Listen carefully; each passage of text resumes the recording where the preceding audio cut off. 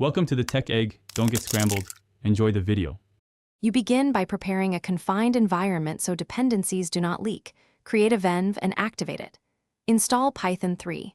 11 Plus and the framework you chose, for example Fast API for async speed or Flask for simplicity. Once done, scaffold routes, a basic app factory, and a requirements file. Make sure to initialize Git now and commit your working scaffold. This saves time and gives you a rollback point. You will iterate from this reproducible baseline.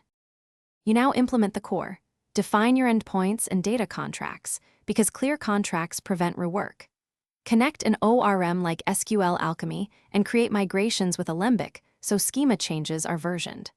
Once data is reliable, add caching with Redis and background processing via Celery or RQ to keep requests fast.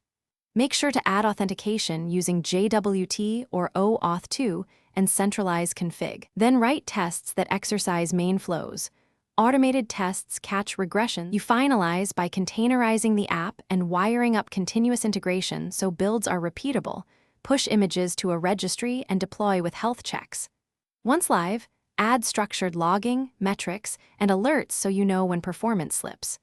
Run load tests and configure graceful shutdowns to avoid losing requests. If something breaks, check the app logs and trace the request path. Correlate request ID across services to isolate the failing component quickly, then roll back if needed.